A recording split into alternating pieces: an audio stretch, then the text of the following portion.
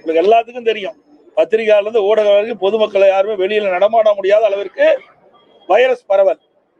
அப்படிப்பட்ட கொரோனா காலத்துல ஒரு ஆண்டு அரசுக்கு வர வேண்டிய வரி வருவாயில எதுவுமே இல்லை.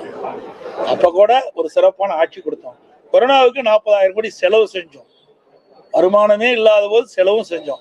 பல திட்டங்களை நிறைவேற்றி கொடுத்தோம். உங்களுக்கு நிறைய தெரியும். உங்களுக்கு இன்றைக்கு இந்த நூறு திட்டம், அத்திக்கடை வனாசி திட்டம், சேலத்துல எவ்வளவு உயர்மட்ட பாலம், 10 ஆண்டுகளை நீங்க பாத்தீங்கன்னா அதிமுக ஆட்சியில் தான் ஏராளமான திட்டங்களை கொண்டு வந்து நிறைவேற்றுகிறோம். நல்ல சாலை வசதி, நல்ல பாலங்கள், நல்ல கல்லூரிகள், மருத்துவக் கல்லூரி, சட்டக்கல்லூரி, கலை மற்றும் அறிவியல் கல்லூரி, இப்படி நிறைய திறந்து நிறைய வளர்ச்சி பணிகளை மேற்கொண்டோம். திமுக ஆட்சியில் என்ன செஞ்சாங்க? கடனை மட்டும்தான் வாங்கிட்டு இருக்கிறேன்.